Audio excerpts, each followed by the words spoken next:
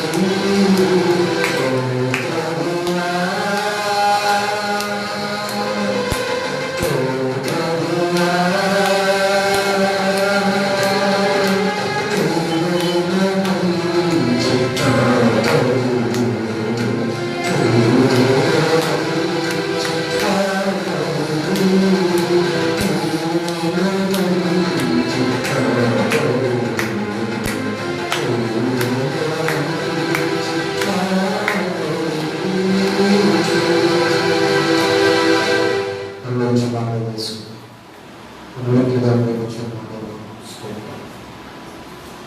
వాక్య విషయంలో బలవంతం మనవచ్చి మాటలు హృదయ జ్ఞాపకం పునశ్చనే జ్ఞాపకం వచ్చి సేవలు మంత్రులు జ్ఞాపకం సహాయం చేయండి రక్షకుడు నేర్చుకున్నామని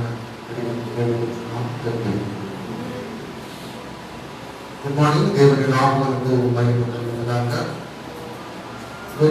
దేవుని సంగమా దేవుని బిడ్డగా గడిచిన 6 నుండి ఈ దినం వరకు దేవుడు తన చలని ఎక్కడెక్కడో మనందరినీ కూడా భద్రపరచు. గడిచిన వారం గొప్ప సంగతులు అనే అంశాన్ని మనం ధ్యానం చేశాం. గొప్ప ప్రేమ, గొప్ప రక్షణ, గొప్ప కృప. లోకంలో చాలా గొప్ప సంగతులు ఉన్నాయి. కానీ ఆ గొప్ప సంగతులను బట్టి మనకి ఏమి ప్రయోజనం ఉండదని దేవుని వాక్యంలో రాయబడిన గొప్ప సంగతులు ఏంటో గడిచిన వారం మనం ధ్యానం చేశాం. ఇది కూడా దేవుడు మనకు తెచ్చిన ప్రతి అంశాన్ని మనం ధ్యానం చేయడానికి ఇష్టపడుతున్నాం. కొద్దిసేపు మన మనసును దేవుని వాక్యం మీద మనం కేంద్రీకరించి వచ్చినట్లయితే దేవుడు మనతో మాట్లాడుతున్న ప్రతి మాటకై ప్రభువును మనం స్తుతించవలసిన వారమై ఉన్నాం. మానవుడు ప్రతిదినం తన యొక్క జీవితంలో విజయం పొందాలని ఆశిస్తూ ఉంటాడు. ఎక్కడ కూడా వాటిని పాల్గొనాలని ఇష్టపడతాడు. తన ప్రయత్నాలలో తనకున్నటువంటి జ్ఞానమును బట్టి, తనకున్న స్థితిని బట్టి, తనకున్న పరిస్థితులను బట్టి మానవ జీవితంలో ప్రతి మానవుడు జీవితంలో విజయం పొందాలని ఆశిస్తూ ఉంటాడు. ఎవరు కూడా వాటిని అపజయం పాల్గొనాలని ఇష్టపడతారు. ఆది కాండములో దేవుడు ఆదాము హవ్వలను చేసిన తరువాత వారితో దేవుడు చెప్పిన వాగ్దానం ఏమిటి అంటే, మీరు ఫలించండి, అభివృద్ధి పొందండి అని చెప్పాడు. దేవుని ఉద్దేశం మానవులుగా ఉన్న మనతో ఆయన చెప్తున్నటువంటి వాగ్దానం ఏమైంది అంటే, మీరు అభివృద్ధిలో ఉండండి, విజయం సాధించండి. విజయం సాధించాలంటే మనం కొన్ని ప్రత్యేక నియమ నిబంధనలు కలిగి ఉంటాం. విద్యార్థి తను సంవత్సరం అంతా చదువుతూ ఆఖరి పరీక్షలు బాగా రాయకపోతే వాటికి ఎదురవుతుంది. క్వార్టర్లీ ఎగ్జామ్లో 100కి 100% వచ్చిన, స్కూల్ ఫస్ట్ వచ్చిన, ఆఫర్లీలో కూడా అంతే వచ్చిన, ఫైనల్ ఎగ్జామ్లో 100కి 100% లేకపోతే పాస్ మార్క్ రాకపోతే క్వార్టర్లీలో స్కూల్ ఫస్ట్ వచ్చిన ఉపయోగం లేదు. కాబట్టి విద్యార్థి గురి ఏమిటి అంటే, యాన్యువల్ ఎగ్జామ్స్ లో ఆ పరీక్షలలో విజయం పొంది సంతోషించాలి. విజయం పొందాలి అంటే సంవత్సరం అంతా కూడా విద్యార్థి కొన్ని ప్రత్యేక నియమ నిబంధనలు కలిగి ఉంటాడు. ఏదైనా ఆ దిన పాఠాన్ని చదువుకుంటాడు. టీచర్ చెప్పిన ప్రతి విషయం కూలక్షణముగా ఆలోచన చేసి దానిని సులువైన పద్ధతిలో ఎలా జవాబు ఇవ్వాలో విద్యార్థి ఆఖరి పరీక్షల కొరకు సిద్ధపడుతూ ఉంటాడు. చదువు ముగించిన తరువాత విద్యార్థిగా ఉన్న వ్యక్తి తన చదివిన దానిని బట్టి ఒక ఉద్యోగం సాధించాలంటే ఉద్యోగ ప్రవేశ పరీక్షకు కూడా ఎంతో కష్టపడతాడు. ఆ ప్రవేశ పరీక్షకు కష్టపడాలంటే తను కొన్ని ప్రత్యేక నియమ నిబంధనలు కలిగి ఉంటాడు. జీవితంలో విద్యార్థి అయినా, ఉద్యోగస్తుడైనా, కుటుంబ జీవితమైనా, లేక ఏ పరిస్థితి అయినా తప్పనిసరిగా కొన్ని నియమ నిబంధనలు పాటిస్తేనే ఆ కుటుంబం, ఆ వ్యక్తి జీవితం విజయ పథకంలో కొనసాగుతుంది.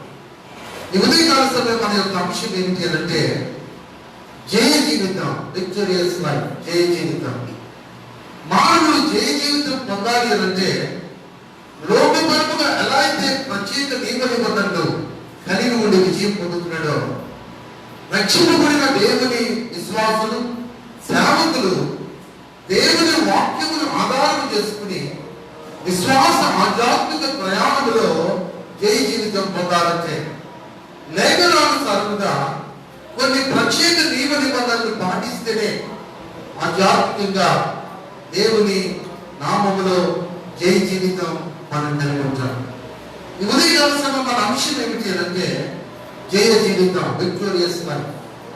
నీ నా జీవితంలో దేవుని ఇచ్చినటువంటి ఆధ్యాత్మికతలో నుండి మన కుటుంబ జీవితంలో, వ్యక్తిగత జీవితంలో జయము పొందాలంటే, అంటే విజయ పదములో మన జీవితం ముందుకు సాగాలంటే లేఖనానుసారంగా మనము కలిగి ఉండవలసిన కొన్ని ప్రాముఖ్య విషయాలు ఈ ఉదయకాల సమయం మనం జ్ఞాపకం చేసుకోబోతూ ఉన్నాం.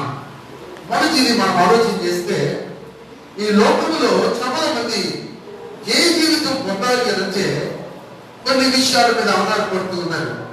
యోబు గ్రంథం 12వ అధ్యాయము 20వ వచనంలో దేవుని వాక్యం ఇలా రాయబడింది.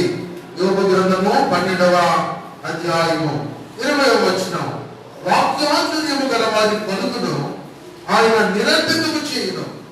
చాలా మంది జయ జీవితం ఎలా పొందుదాం అనుకుంటున్నారంటే వారికి ఉన్నటువంటి వాక్చాతుర్యమును బట్టి నేను చాలా చక్కగా మాట్లాడగలను, కనుక నేను మాట్లాడేటువంటి ప్రతి మాటను బట్టి నా జీవితం విజయం పొందుతుంది అని ఆలోచన చేసి ముందుకు సాగే వ్యక్తులు చాలా మంది ఉన్నారు.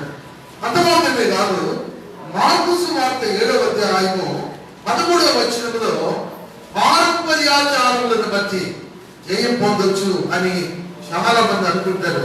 చూడండి, మార్కు సువార్త 7వ అధ్యాయము 13వ వచనం, మీరు నియమించిన మీ పారంపర్యాచారముల వలన దేవుని వాక్యము నిరంతరము చేస్తున్నారు. చాలా మంది దేవుని లేఖనములను అనుసరిస్తేనే మన వ్యక్తిగత జీవితం, ఆధ్యాత్మిక జీవితం జయ జీవితముగా ఉంటుంది. వాక్చాతుర్యమును బట్టి మనం జయం పొందలేం.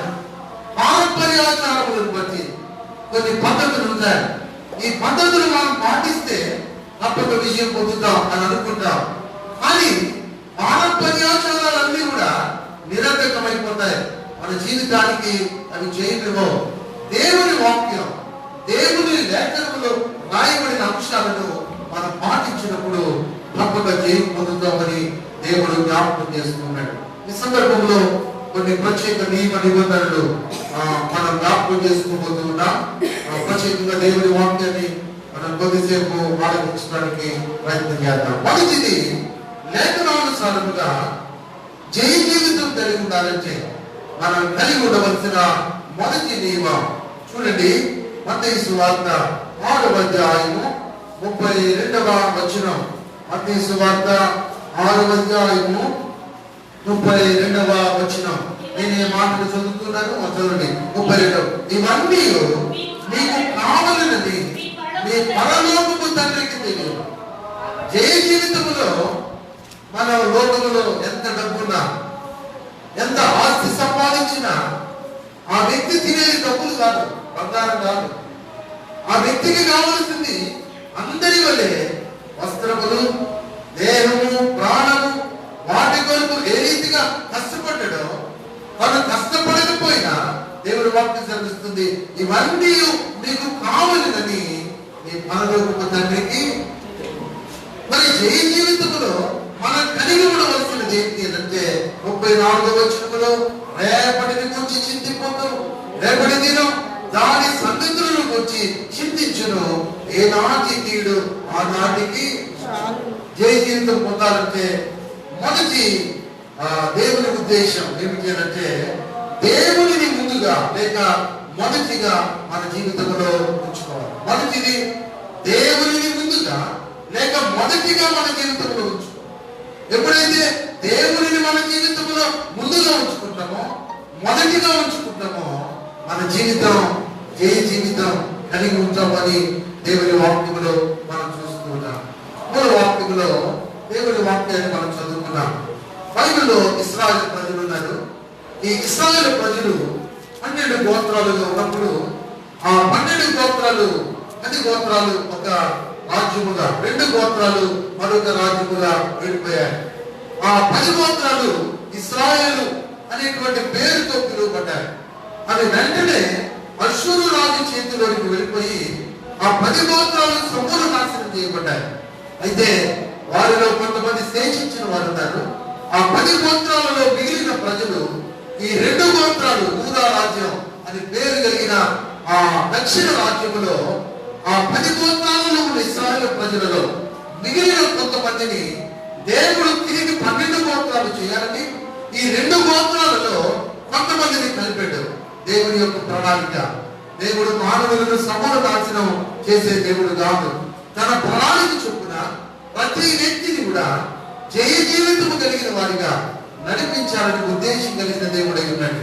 అయితే జయ జీవితం కలిగి ఉండాలంటే మొదటిగా దేవుడిని ముందుగా లేక మొదటిగా మన జీవితంలో ఉంచుకోవాలి. అలా యూదా రాజ్యంలో ఉన్న ఒక రాజు ఉన్నాడు. ఆయన పేరు హిజ్కియా. ఆ హిజ్కియా రాజు తండ్రి పేరు ఆహాజు.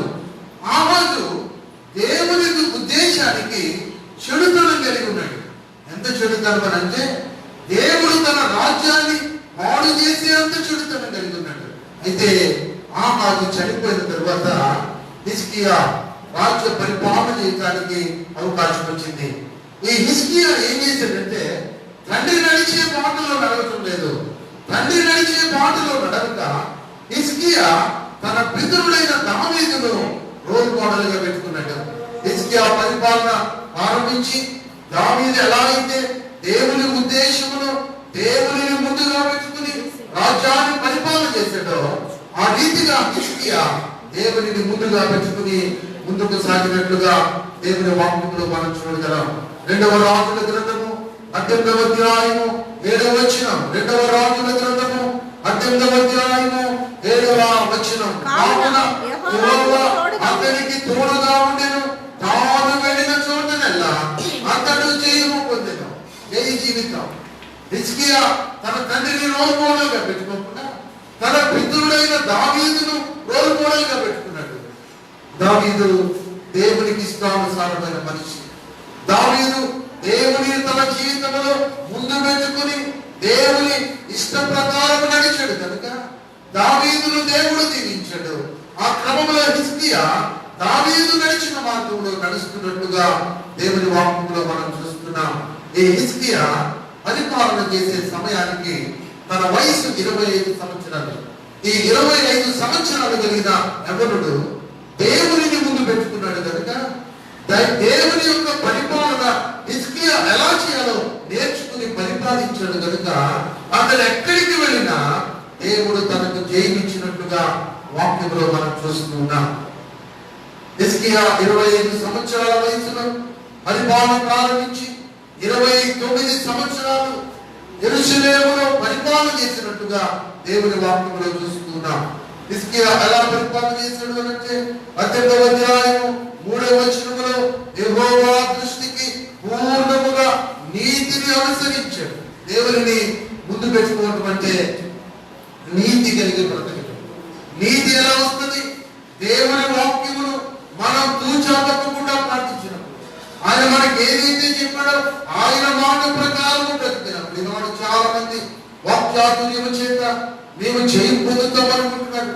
కొంతమంది పితృ పారంపర్యాచారములను బట్టి జయం పొందుతాం అనుకుంటున్నాడు.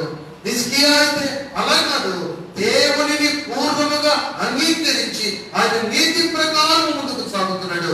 ఇంకా చూస్తే హిజ్కియా ఏం చేశాడు అంటే 4వ వచనములో ఉన్నత స్థలములను కొట్టివేసి విగ్రహములను పగలగొట్టి దేవతా స్తంభములను పగలగొట్టి మోషే చేసిన ఇత్తడి సర్పమును చిన్నాభిన్నములు చేశాడు. అప్పటి వరకు మోషే ఆనాడు ఇశ్రాయేలు ప్రజలను ఐగుప్తులో నుండి నడిపిస్తున్నప్పుడు పాపకరమైన సర్పములు గడిచినప్పుడు దేవుడు మోషేకి చెప్పాడు, ఆ సర్పము కాటు తిన్నవాడు చనిపోతున్నారయ్యా, ఏం చేయాలని దేవుని అడిగితే మోషేతో దేవుడు చెప్పాడు, నీవు ఒక ఇత్తడి సర్పమును చేసి స్తంభము మీద నిలబెట్టు.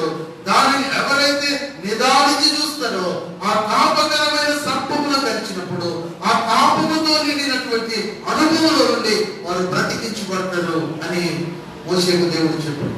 అయితే రాజుల కాలంలో మోషే నిలబెట్టినటువంటి ఆ ఇత్తడి సర్పమని అందరూ కూడా చిన్నాభిన్నం చేయకుండా దానికి ఒక పేరు పెట్టి దానిని ఆరాధిస్తున్నారు.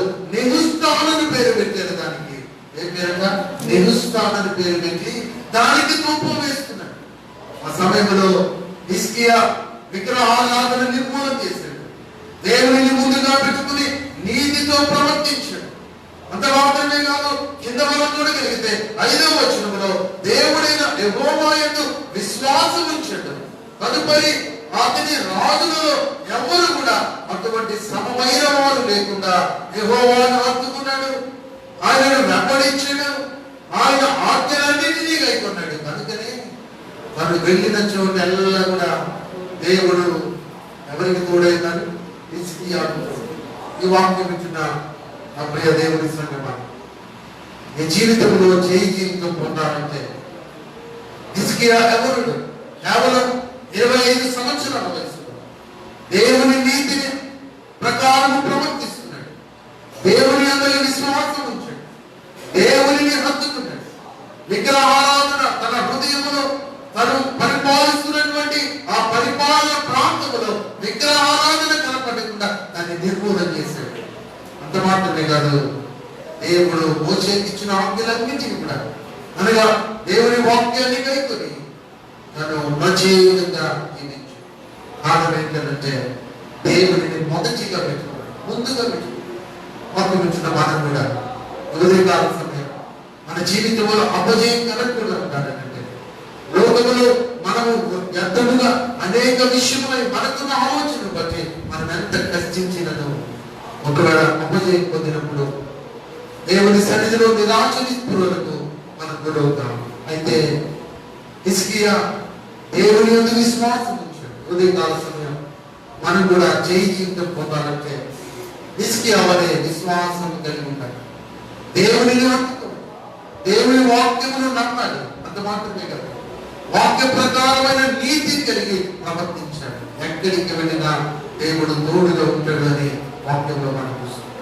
రెండవది మనం చూస్తే అబ్రహాము తన జయ జీవితం, హిజ్కియా జయ జీవితం, అబ్రహాము జయ జీవితం. అబ్రహాము కూడా బైబిల్లో జయ జీవితం కలిగి ఉన్నాడు. కారణం ఏమిటి అంటే దేవుడు అబ్రహామును విగ్రహారాధికుడుగా ఉన్నప్పుడు అబ్రహామును దేవుడు పిలిచి నేను చూపించు దేశానికి వెళ్ళు అని అంటే ఎక్కడికి వెళ్ళాలో ఎరుగుగా అబ్రహాము వెళ్ళిపోయినట్టుగా దేవుని వాక్యంలో మనం చూస్తున్నాం. పౌలు భక్తుడు గలతీయులకు రాసిన పత్రికలో అబ్రహాము అంటాడు, అబ్రహాము దేవుని స్నేహితుడు. యాకోబు పత్రికలో అబ్రహాము దేవుని స్నేహితుడు. అంత మాత్రమే కాదు, గలతీ పత్రికలో అబ్రహాము జనములకు తండ్రి అని చెప్పబడుతూ ఉంది. అబ్రహాము జనములకు తండ్రి. హెబ్రీయులకు రాసిన పత్రికలో అబ్రహాము పునాదులు గల పట్టణము కొరకు ఎదురు చూచిన వాడు. అబ్రహాము ఎందుకు జయం పొందాడంటే అబ్రహాము దేవునికి స్నేహితుడు, అబ్రహాము జనములకు తండ్రి, అబ్రహాము పునాదులు గల పట్టణము కొరకు నిరీక్షణ కలిగి ఉన్నాడు. ఎంత గొప్ప అనుభవం, ఎంత గొప్ప అనుభవం. అబ్రహాము దేవునికి ఇష్టడుగా ఎందుకు మార్చబడ్డాడంటే, దేవునికి స్నేహితుడిగా ఎందుకు మార్చబడ్డాడంటే తనకు లేక ఇచ్చిన ఒక్క కుమారుడిని ఉపమాన రీతిగా దేవునికి బలించి తిరిగి పొందుకున్న అనుభవం. అదే మనమైతే దేవుడు ఇచ్చాడు, మళ్ళీ వాటిని ఇచ్చేయండి అనగలే. మనకున్న ఆస్తి పోస్తుంది, మనకున్నటువంటి కుటుంబంలో పిల్లలు దేవుని కొరకు అంటే ఇష్టపడడం. కారణం ఏంటంటే మనం సంపాదించుకున్నది అన్న ఉద్దేశం కలిగి ఉంటాం. కానీ అబ్రహాము అన్నాడు, నీకు ఒక్కగా ఉన్న ఒక్క కుమారుడిని నాకు బలివి అని అంటే ఎదురు తిరగక దేవుని ముందుగా పెట్టుకుని ముందుకు సాగిన భక్తుడు అబ్రహాము. హిజ్కియా జయ జీవితం పొందాడు, అబ్రహాము జయ జీవితం పొందాడు. దేవుని వాక్యములో మనం ఇంకా చూడగలిగితే దానియేలు భక్తుని మనం గమనించగలం. దానియేలు జయ జీవితం. దేవుని వాక్యములో దానియేలు బబులోనుకు చెరలోనికి తీసుకుని వెళ్ళిపోతాడు. బబులోను చెరలోనికి వెళ్ళిన దానియేలు ఆ స్థలంలో ఎలా ఉన్నాడు అంటే రాజు తినే ఆహారము చేత పరీక్షింపబడవలసి వచ్చినప్పుడు యవనుడైన దానియేలు ఆ ఆహారము చేత తనను తాను అపవిత్రపరచుకోవడానికి ఇష్టపడలేదు. దానియేలు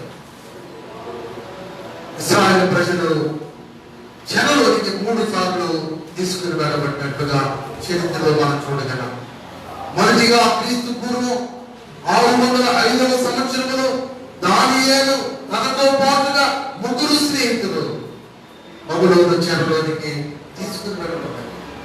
షడ్రకు, మేషకు, అబేద్నెగో, దానియేలు క్రీస్తు పూర్వం 605వ సంవత్సరంలో బబులోను చెరలోనికి తీసుకుని వెళ్ళబడ్డారు. తదుపరి క్రీస్తు పూర్వం 597వ సంవత్సరంలో 10,000 మంది మరియు ఎహెజ్కేలు చెరలోనికి తీసుకుని వెళ్ళబడ్డారు.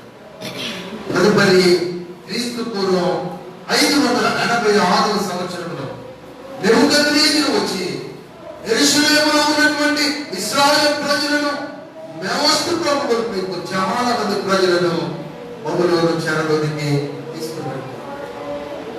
ఇశ్రాయేలు ప్రజలు బబులోనికి చెరలోనికి వెళ్ళిన దృశ్యాలు మనం జ్ఞాపకం చేసుకుంటున్నాం. క్రీస్తు పూర్వం 605వ సంవత్సరం, క్రీస్తు పూర్వం 597వ సంవత్సరం, క్రీస్తు పూర్వం 586వ సంవత్సరం బబులోను చెరలోనికి ఇశ్రాయేలు ప్రజలు తీసుకుని వెళ్ళినట్టుగా దేవుని వాక్యంలో చూసుకుంటారు.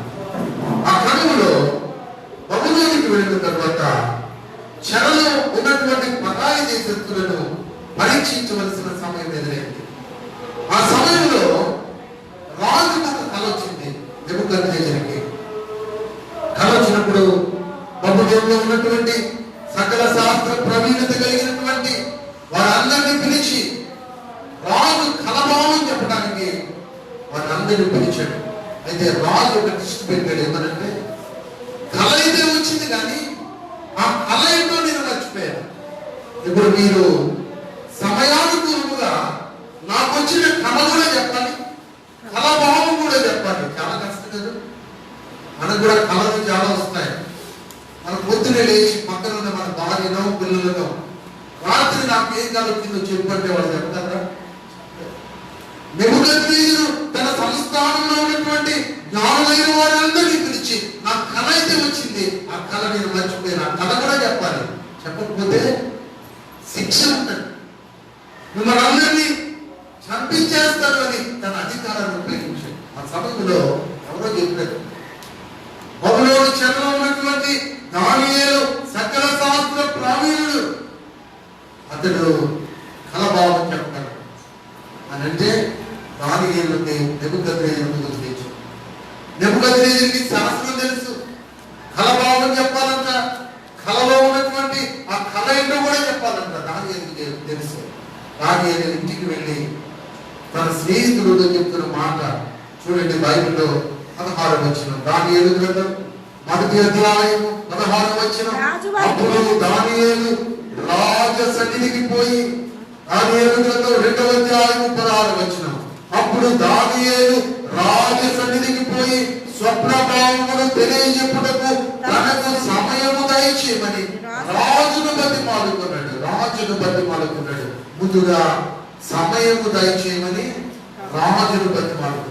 తదుపరి తన స్నేహితులకు కూడా ఆ మాట చెప్పినట్లుగా దేవుని వాక్యములో మనం చూడగలం. చూడండి, దేవుని వాక్యములో చూడగలిగితే 10వ వచనములో, అప్పుడు దానియేలు తన ఇంటికి పోయి తన స్నేహితుడైన హనన్యాకును, మిషాయేలునకును, అజర్యాకును సంగతి తెలియజేసి తానును తన స్నేహితులను బబులోనులో తక్కిన జ్ఞానులతో కూడా నశింపకున్నట్లు ఆ కల యొక్క మర్మ విషయములో పరలోకమందున్న దేవుని వలన కటాక్షము పొంద నిమిత్తమై ఆయనను వేడుకొనుడని వారిని హెచ్చరించను. జై జీవితములో దానియేలు పొందుతున్న అనుభవం అంటే పరలోకమందున్న దేవుని సన్నిధిని ఆశ్రయిస్తున్న దానియేలు ఎంత గొప్ప అనుభవం అంటే, పరలోకమందున్న దేవుని వలన కటాక్షము పొంద నిమిత్తమై ఆయనను వేడుకోవాలి. వాక్యమిచ్చిన మా ప్రియ దేవుని సంగమా, దేవుని పెట్టారు ప్రియముల బిడ్డలారా, మీ జీవితంలో దేవుని కటాక్షము పొందాలంటే, మీ జీవితం దైవ చిత్తములో జయ జీవితం కలిగి ఉండాలంటే, పరలోకమందున దేవుని కటాక్షము కొరకు ఏం చేయాలంట? ఆయనను వేడుకో.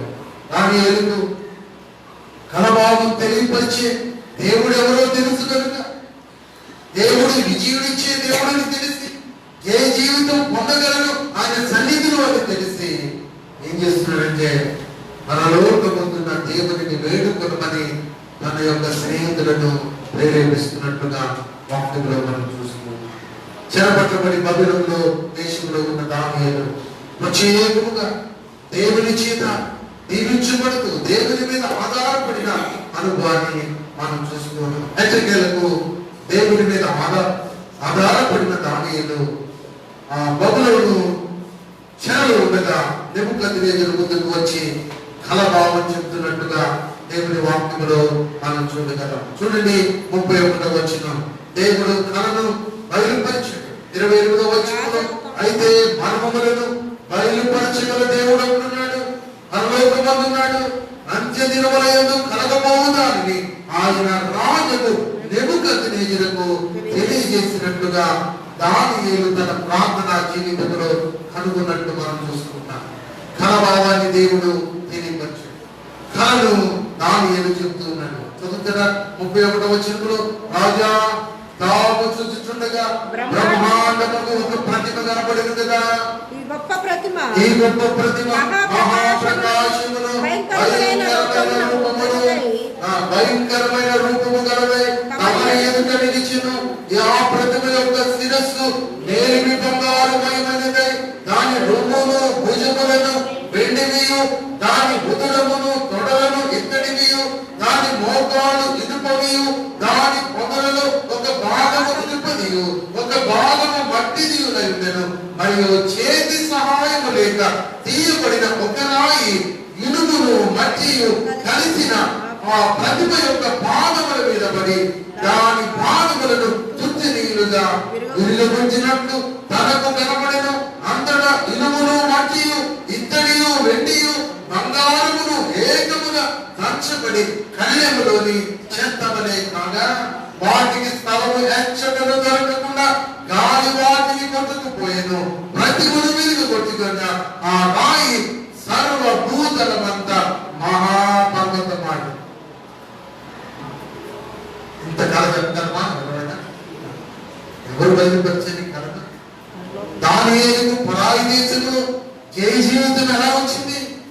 కేవలము దానియేలు పరలోకమందున్న దేవుని కటాక్షము కొరకు వేడుకున్నాడు.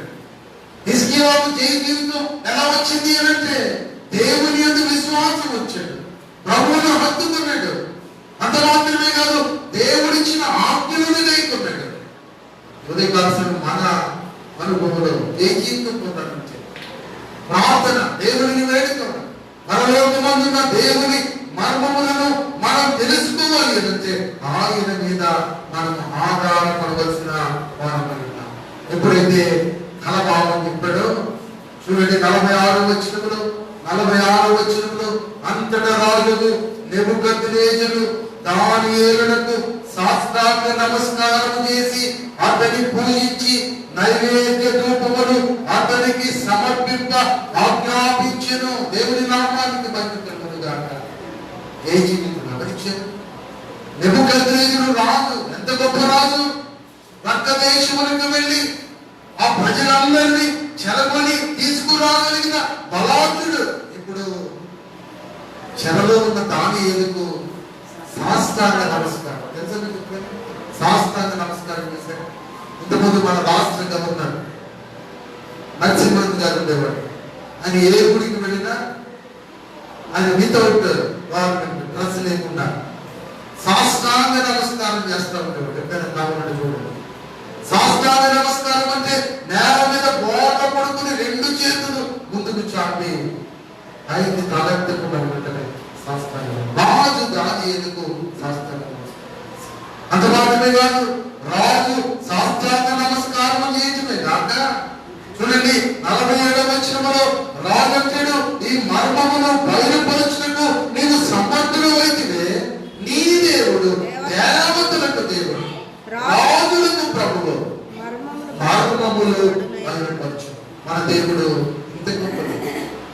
ఈ గొప్ప దేవుని సన్నిధిలో దాగి ఉన్నటువంటి మర్మములు బయలుపరచుతున్నది. ఆయన మీద మనం సంపూర్ణంగా ఆధారపడితే దేవుడిచ్చే జీవితం జయ జీవితం.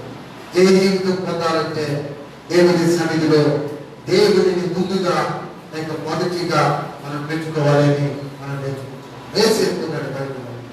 యేసేపు కూడా తన అన్నదమ్ములు కేవలం తండ్రి ప్రేమిస్తున్నాడు అన్నటువంటి ఉద్దేశంతో యేసేపు మీద ముందు అసూయ పడ్డాడు, తర్వాత పగబట్టాడు. ఆ పగ మరింత పగ అయిపోయింది.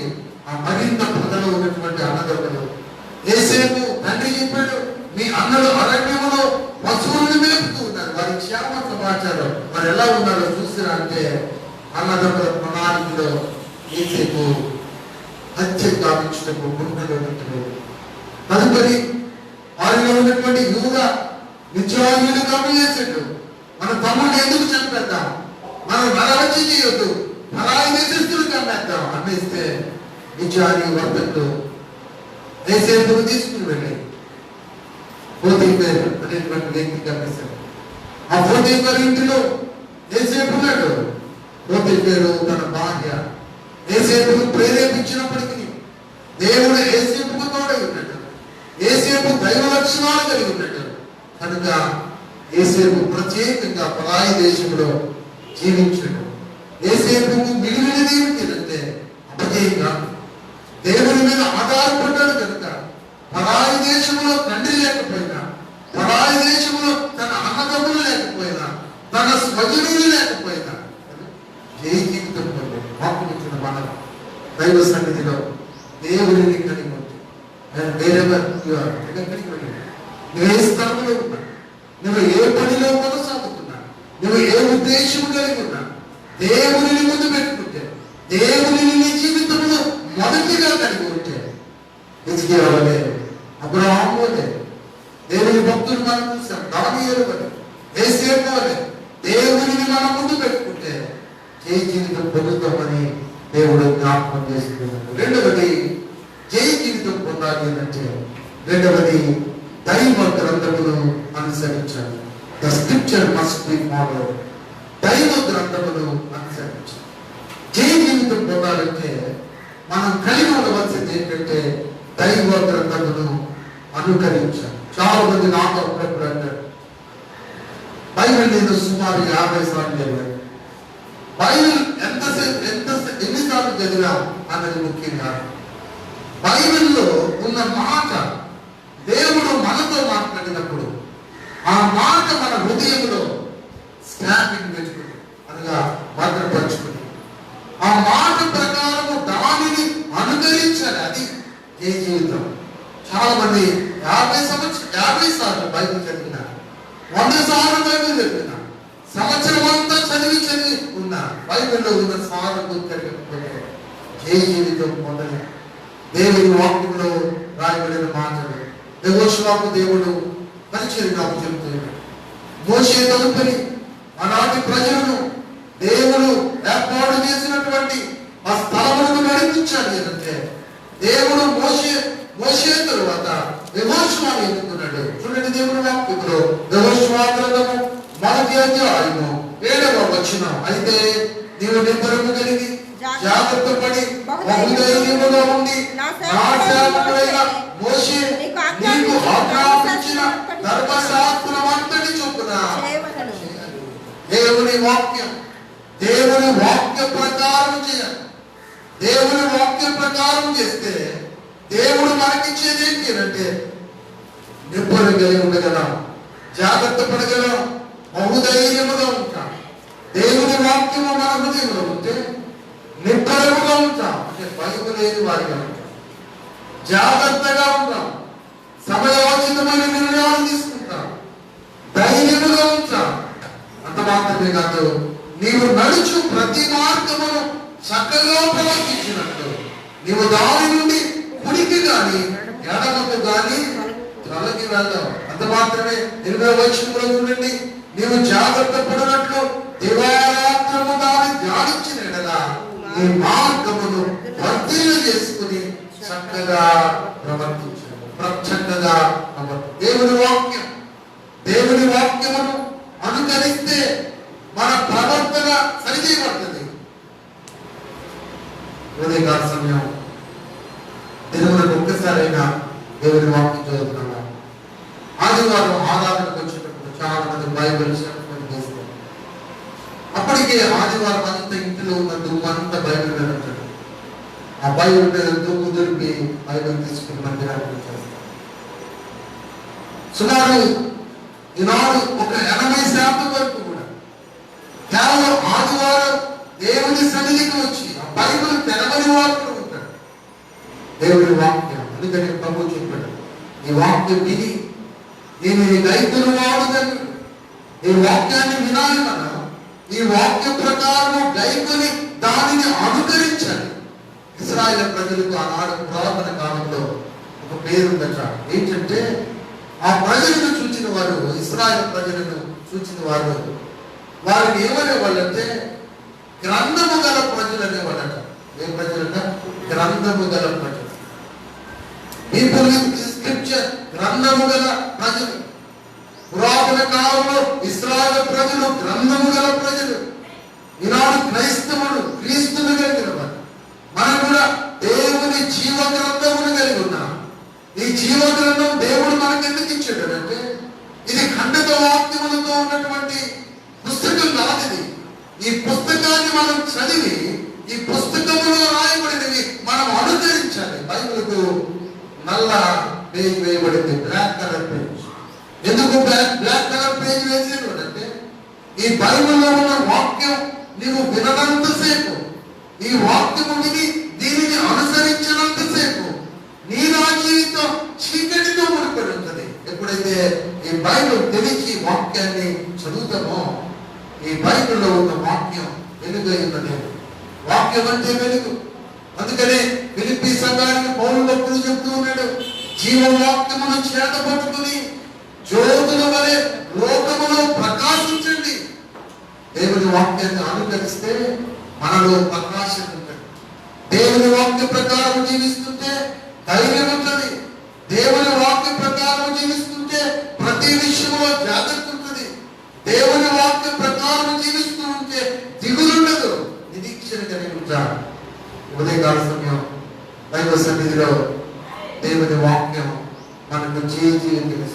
మొదటిది దేవుని ముందుగా పెట్టుకోవాలి, దేవుని ముందుగా పెట్టుకుని నడవాలి. రెండవది దైవ వాక్యమును మనము అనుకరించవలసిన వారమై ఉన్నామని ప్రభువు జ్ఞాపకం చేస్తున్నాడు. అందుకని కీర్తనాకారుడు మొదటి కీర్తనలో అంటాడు కదా, దేవుని వాక్యం, దేవుని వాక్యం. మొదటి కీర్తనలో వాక్యమును దివారాత్రులు ధ్యానించాలి, ధ్యానించాలి. ఈ వాక్యం ఈ దినం మనం విని ఆలోచించి వెళ్ళిపోకూడదు. వచ్చే వారం వరకు ఈ వాక్యము మనకు గుర్తుండాలి. ఈ వాక్యం గుర్తుండాలి. నెమ్మది వేయాలి. ఆవు ఆహారం ముందుగా తినేస్తుంది. నువ్వు ఎంత గడ్డి వేస్తావో ఆ గడ్డి తినగలిగినంత తింటది ఆవు. త్వరపడి తింటది ఆవు. తిరిగి ఆవు ఏం చేస్తుందంటే, ఆహారం తిన్న తర్వాత అది ఒక దగ్గర కూర్చుని తన తిన్న ఆహారం మళ్ళీ నోటిలోనికి తెచ్చుకుని మెల్లిగా నెమరు వేస్తూ మిగుతాడు.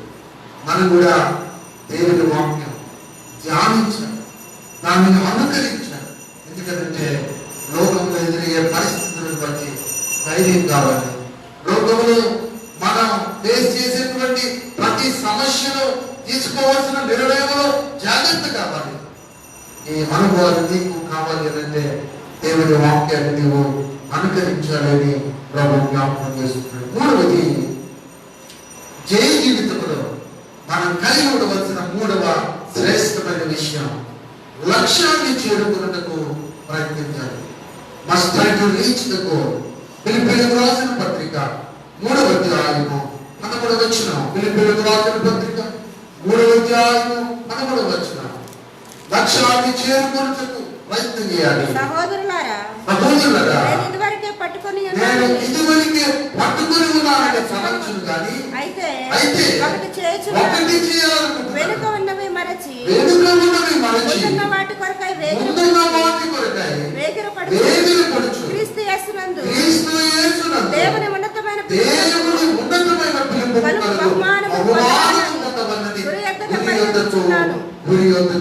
లక్ష్యాన్ని చేరుకోవాలి. ప్రతి మనిషికి జీవితంలో ఒక లక్ష్యం ఉన్నది. ఆ లక్ష్యం లేకుండా ఉండే మనిషి ఎవరు ఉండదు.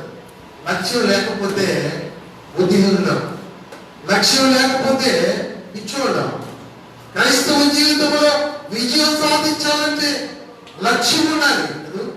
విద్యార్థి ఎల్కేజీలో జాయిన్ చేసిన తర్వాత వాడు యూకేజీలోకి వెళ్తే, తదుపరి 10th క్లాస్కి వెళ్తే, అలా వెళుతూ ఉండటమే వాడి లక్ష్యం.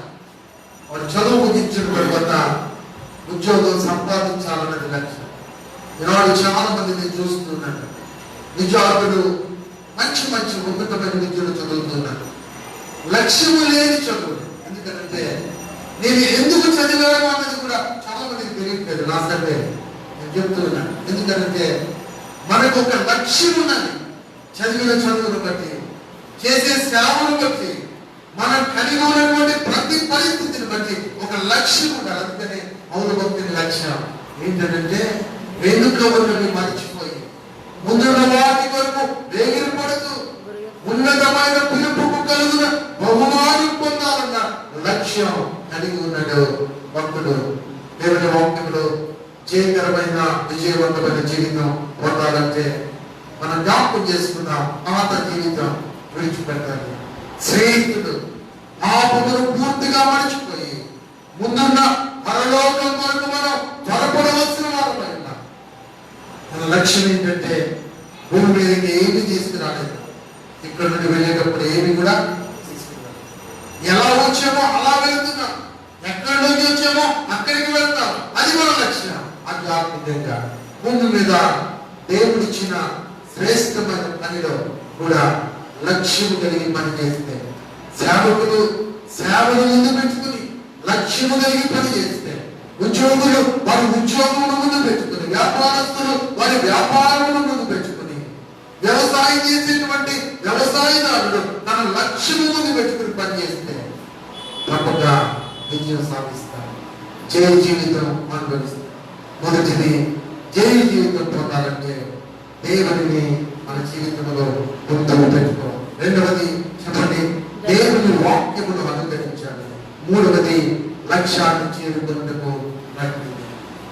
ఒక పరుగు పండుగలో వ్యక్తి పరిగెత్తుతుంది. పరుగు పండుగలో పరిగెత్తుతూ ఉండగా చాలా మంది కలిసి పరుగు తీసుకున్నారు. పరుగు తీసుకున్నప్పుడు మధ్యలో పరిగెత్తినటువంటి ఒక వ్యక్తి జేబులో బంగారు వస్తువులు కొన్ని పెట్టుకొచ్చుకున్నాడు. ఎందుకంటే అతను కోల్పోయే బంగారు వస్తువు కంటే ఆ పరుగు పందెంలో తను పొందబోయే బహుమానం విలువ గొప్పది కనుక తన లక్ష్యం. అయితే తనకంటే ముందు పరుగు తీసుకున్నటువంటి వ్యక్తి తన యూదులు కూడా పక్కన పరుగు తీసుకున్నాడు. చాలా కొంచెం గ్యాప్ లోనే పరుగు తీసుకున్నాడు. ఆ సమయంలో తను ముందుగా సిద్ధం చేసుకున్న ఆ బంగారు వస్తువులు కింద వేయగానే పరుగు పందెంలో గెలవగలిగిన వ్యక్తి ఆగిపోయాడు. బంగారాన్ని చూచి ఆకర్షించాడు. అయితే ఆ లక్ష్యం చేరుకుంటే బంగారం కంటే విలువైంది అని కూడా మన ప్రయాణంలో లక్ష్యాన్ని కోల్పోతూ ఉంటాం. అప్పుడు మనం ఆశించినది చిన్నవాటి వరకు ఆశపడి కోల్పోతూ ఉంటాం జీవితంలో శ్రేష్టమైన వాటిని. దేవుడి వాక్యం వింటున్నప్పుడు దేవుడి బిడ్డగా ఉదయకాల్సిందిగా నీ లక్ష్యమైనది దేవుడు జ్ఞాపకం చేసుకుంటాడు. ఆ లక్ష్యం నువ్వు చేరాలంటే పాత జీవితం, పాత బ్రతుకు, పాత స్నేహితులు, పాపం వీటిని విడిచిపెట్టి, పాపములంటే అవిధేయత, విశ్వాసం, పాపములంటే దేవునికి వ్యతిరేకంగా చేసే కార్యాలు వీటిని విడిచిపెట్టి విశ్వాసంలో ముందుకు సాగితే లక్ష్యాన్ని చేరుకుంటాం. ఆఖరిది నేను ముగిస్తాను. ఆఖరిది జయ జీవితం పొందాలంటే ఆఖరిది మనం కలిగి ఉండవలసింది పట్టుదల కలిగి, పట్టుదల వదలకూడదు, పట్టుదల వదలకూడదు. పట్టుదల వదలకూడదు. జైనటువంటి జీవితంలో ఉండాల్సినటువంటి లక్షణం పట్టుదల. అపోస్తలుడైన పౌలు ఒక మాట అంటాడు, మేలు చేయటంలో విసుగకమును అంటాడు. గలతీయులకు రాస్తూ మేలు చేయటంలో విసుగగా కొనువు. పట్టుదలలో విసుగనే ఉండకూడదు. పట్టుదల కలిగిన వాడికి విసుగుండకూడదు. ఈరోజు చాలా మందిని ఎవరినైనా కదిలిస్తే ఈ మాట ఎక్కువగా మాట్లాడుతున్నారు. నాకు బాగా విసుగు పడుతుందండి అంటారు. చాలా మంది విసుగు అనేది రాకూడదు. కాబట్టి నేను ఈ పరిచర్యను గురించి మాట చెప్తాను. ఈ పరిచర్య ఇక్కడ ప్రారంభించినప్పుడు ఇది రాలేదు. మేము రోడ్డు మీద వాతావరణం కూడా సహకరించిన పరిస్థితులు, మన రోడ్డులో, చివరి రోడ్డులో, ఆ రోడ్డులో, ఈ రోడ్డులో ప్రజలు ఎంత హేళన చేసినా పట్టుదల విసుగులేదు. ఆ క్రమంలో ఈ గ్రామంలో దేవుడిచ్చినటువంటి ఈ శ్రేష్టమైన స్థలంలో చిన్న పాక వేస్తే ఆ పాకలోకి ఒక చిన్న బిడ్డ, ఒక గురువృత్తురాలు వచ్చారు. ఆమె మన మధ్యలో లేదు. ఆమె వెళుతూ ఆమె చెప్పింది, మీరు ఈ పరిచర్యను ఎట్టి పరిస్థితుల్లో విడిచిపెట్టదు. జ్ఞాపకం వచ్చింది నాకు. పట్టుదల అవసరం. విసుగు పుడితే ఏ పని కూడా కనుక ఎక్కువగా పదే పదే ఈనాడు యవ్వన బిడ్డలు నాకు విసుగు కలుగుతుంది. జీవితంలో జయ జీవితం పొందాలంటే విసుగు అనేది ఉండకూడదు. జయ జీవితానికి విసుగు అవరోధముగా ఉండకూడదు. అవరోధముగా ఉండకూడదు. విసుగు తరువాత కోపం వస్తుంది.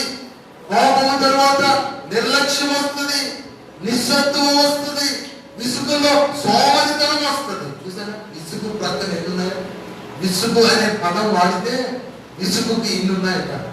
విసుగు ప్రక్కన కోపం ఉంది, విసుగు ప్రక్కన నిస్సత్వం ఉంది, విసుగు ప్రక్కనే నిర్లక్ష్యం ఉంది, విసుగు ప్రక్కన సోమరితనం ఉంది.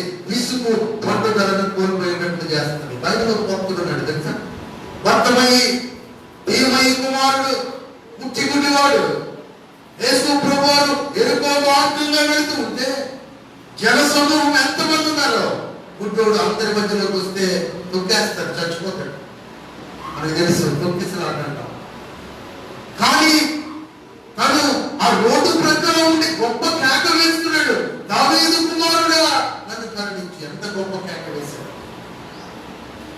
అనేక మంది వచ్చి అంటున్నారు, అరే గుడ్డోడే, నువ్వు ఆయనని కలుసుకోవాలంటే ఆ ప్రజలు ఎక్కడికి వెళ్తావు అని అంటే విసుగు పుట్టలేదు. అతనికి నిరాశ చెందలేదు, పట్టుదల విడిచిపెట్టలేదు. నేను తప్పకుండా ఆయనతో ఒకవేళ ఎరుకోకు రావడం ఇదే ఆలస్యమేమో, ఇక రాడేమో ఆయన అనుకుని ఇంకా గట్టిగా కేక వేశాడు. దావీదు కుమారుడా నన్ను కరుణించుము అని కేక వేస్తే యేసు ప్రభు తన వైపు చూచి నన్ను పిలిచి స్వస్థపరచు. విసుగులో కార్యం సాధించలేదు. నిశ్శబ్దములో ఏ కార్యం సాధించలేదు. ధైర్యముగా నిబ్బరముతో దేవుని పై ఆధారపడినప్పుడు లోకములో బ్రతికున్నంత కాలం జయం పొందుతాం. దేవుడు లోకములో మనకు జీవితాన్ని ఇచ్చింది అర్థంతరముగా ముగించి వెళ్ళడానికి కాదు. ఒకవేళ శరీరంలో అనారోగ్యం ఆవరించి ఉంటే మనం ఏం చేయాలి? దేవుని చిత్తం.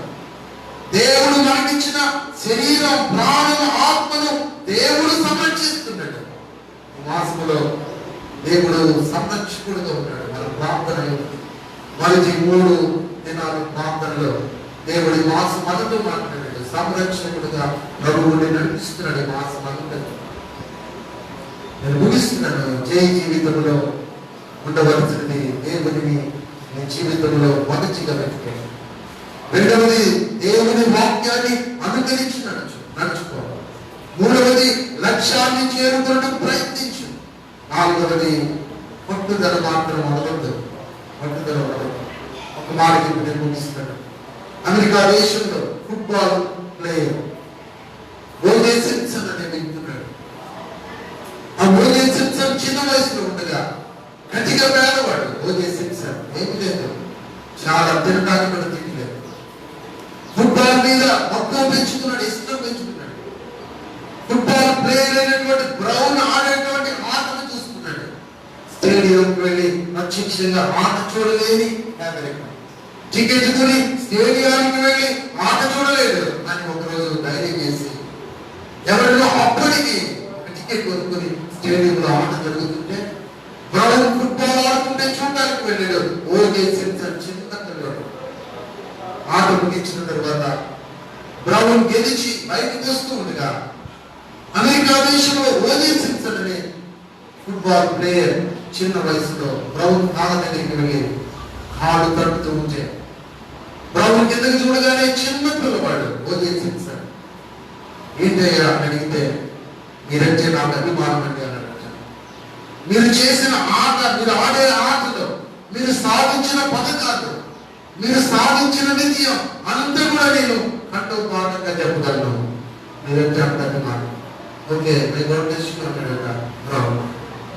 కారు ఇంటి వెళ్ళిపోతూ ఉండగా మళ్ళీ 6 రోజుల దగ్గర కారు ఇలా సరి చేశాడు. ఓకే సింప్సన్ చిన్న ఏంటయ్యా మళ్ళీ కారు తప్పుకొచ్చేవారంటే ఓజే సింప్సన్ అంటున్నాడు, సార్ మీరు ఏదైతే మీ జీవితంలో ఫుట్బాల్ క్రీడలు సాధించడం, ఛాంపియన్ గా ఉన్నారో, ఏదైతే మీరు గోల్స్ సాధించి ఏదైతే మెడల్స్ పొందారో వాటన్నిటిని నేను ఒకరోజు పొందుతాను అని ఓజే సింప్సన్ మనతో చెప్పాడు. ఆ రీతిగా ఫుట్బాల్ మీద మక్కువ పెంచుకుంది. అమెరికా దేశంలో ప్రత్యేకముగా ఈ దినం ఓజే సింప్సన్ ఒక ప్రత్యేక ఫుట్బాల్ ఆటగాడిగా ఉన్నాడు. మన మధ్యన డోపింగ్ టెస్ట్ లో తను ఫెయిల్ అయినప్పటికీ అతడు ప్రపంచంలో అమెరికా దేశంలో ప్రఖ్యాతిగాంచిన ఫుట్బాల్ ప్లేయర్. ఎలాగేంటంటే విడిచిపెట్టని పట్టుదల, జీవితంలో విసుగు అనేది నిశ్శబ్దం అనేది లేకుండా, అంత మాత్రమే కాదు తన జీవితాన్ని దేవుని మీద ఆధారపడి ఓజే సింప్సన్ ఫుట్బాల్ ప్లేయర్ గా మన జీవితంలో సాఫల్యతలు కాదు, వైఫల్యతలు కాదు, దేవుని కలిగి ఉంటాడు. సాఫల్యతలోనే దేవుని కలిగి ఉంటాడు. అంటే విజయం పొందుతూ ఉన్నప్పుడే, శ్రేష్టమైన అనుభవాలలోనే. చాలా మంది వైఫల్యత చెందినప్పుడు దేవా నీవే ఒక దిక్కంటారు. వైఫల్యం చెప్పినప్పుడు దేవుని దగ్గరికి అందరూ వస్తారు, కానీ దేవుని దగ్గరికి ఎప్పుడు రావాలంటే సాఫల్యతలో, అనగా నీ జీవితం సక్రమంగా సాగుతుంది. కలవచ్చండి వాక్యం నా ప్రియ దేవుని సంగమం. నీ జీవితం జయ జీవితముగా చేయబడాలంటే దేవుని నీతో మాట్లాడు. దేవుడిని ముందుగా పెంచు, లేక మొదటిగా పెంచుకో. దైవ గ్రంథాన్ని అనుకరించు. ఆ స్క్రిప్చర్ మస్ట్ బి ఫాలో. లక్ష్యాన్ని చేరుకున్నట్టుకు ప్రయత్నించు. Must try to reach the goal. పట్టుదల వదలదు. Perseverance should be not invented. లక్ష్యాన్ని చేర్చుకోవాలంటే పట్టుదల పొందుతుంది. కుటుంబ జీవితంలో, వ్యాపార జీవితంలో, దైనందిన జీవితంలో, చదువులలో మన జీవితం చేయకపోవాలంటే దేవుని యొక్క విశ్వాసం కలిగాలి. నమ్మకం దాని మీద పురాయ దేశంలో మనమందున్న దేవుని మీద ఆధారపడితే రాజీగతకి శాస్త్రంగా నమస్కారం చేసిన నువ్వు ఎక్కడికి వెళ్ళినా, ఏ స్థలంలో ఉన్నా దేవుడు నీకు తోడుగా ఉండి చేయనివ్వాలంటే నీవు ఆయన ముందు పెంచుకో. వాక్యం మీద ఎవరు వెళ్ళినా ఫేస్బుక్, యూట్యూబ్ ద్వారా వాక్యాన్ని వీక్షించిన ఎవరు వెళ్ళరు. కూర్చున్న యజమానులు జయ జీవితంలో నీ జీవితం కొనసాగించాలంటే ప్రభువుని కలిగి ఉన్న దేవుడు తిరిగి వచ్చినప్పుడు ఆమెతో మనముగా సాఫల్యతలో ప్రభువుని కలిగి ఉన్నాం. వైఫల్యతలో భయపడి దేవుని దగ్గరికి రావాలి. సాఫల్యతలో ఈరోజు ఇప్పుడే ఈ క్షణం దేవుడు నీతో మాట్లాడుతున్నాడు. ఆయన నీ ముందు పెట్టుకున్నాడు. ఆయన నువ్వు నీతితో ప్రవర్తిస్తున్నాడు, నోటుకుంటున్నాడు. దేవుడు మాట్లాడుతున్నాడు. ప్రార్థన చేసుకున్నాడు. ఇప్పుడు ప్రత్యేకంగా ప్రార్థన చేస్తున్నాడు. ప్రభు ఇప్పటి వరకు నేను వైఫల్యంతో దగ్గరికి వచ్చాను. ఇక్కడ నుండి ప్రతి దినం నేను తీసుకు అవ్వలేదు. అతనుడు తీసుకు 25 సంవత్సరాలు, దానియేలు 12 సంవత్సరాలు. చాలా చిన్నవాడు దానియేలు. ఏసేపు చిన్నవాడు. దేవుడు ముందు పెట్టుకున్నాడు. మనం కూడా వయసును బట్టి కాదు, ఏ వయసులో ఉన్నా దేవుడి ముందు పెట్టుకో. దేవుడు తెలుస్తాడు. ప్రార్థన మహాపరిశుద్ధుడా, ప్రేమనమైన మా దేవ, హృదయకాల సమయ మాటలు విన్నాను. నీ మాటలు శక్తివంతమైన నీ రాసులు తెచ్చాడు. మాటలతో మాట్లాడాడు. లోకంలో ఏ జీవితంలో కలిగి ఉండాలంటే, ఆధ్యాత్మిక జీవితంలో ఏ జీవితం కలిగి ఉండాలంటే ప్రభుత్వం ఏమి చేయాలో మీరు మాకు నేర్పించారు. నిన్న వాక్యం అందరి ఉదయంలో పలికించారు. ఇప్పటి వరకు ఎవరైనా మోచమితో కూడిన అనుభవం, అపజయము లేకుండా, ఓపిక లేకుండా, ప్రతిదానికి నిరాశ, ప్రతిదానికి నిశ్చంపే దరిద్ర అనుభవం ఉంటే ఈ మాటలు వినతులు ఈ మందిరము దాని ఎరుగలే పరలోకమున్న దేవుని పిలవ కలుగుతుంది. దీనిపై ఏమి మాట్లాడుతుంటే బాధ్యత దయచేయండి. భౌతికమైన తల్లిదండ్రులు కొంతవరకే మా బంధువులు కొంతవరకు ప్రభా మీరు పరలోకమున్న తండ్రి దాని ఎరుకు బతులేవులు ఎవరు లేరు. నీవే తోడుగా ఉన్నా. హిజ్కియాకు రాజ్య పరిపాలన చేసేటప్పుడు కూడా నీవు తోడుగా ఉన్నా. అంత గొప్ప దేవుడు నిన్ను కలిగి ఉన్నట్టు సహాయం చేయండి. అదే కాల్సిన ప్రత్యక్షంగా మందిరంలో బిడ్డలు పరోక్షంగా వీక్షించిన బిడ్డలు ఆయన ప్రతి వారు నీ చేత దీవించుకోండి. వారి దైనందిన జీవితంలో ఏ జీవితం కలిగి ఉన్నట్టు సహాయం చేయమని రక్షకుడైన యేసు నామమున అడిగి వేడుకుంటున్నాము తండ్రి.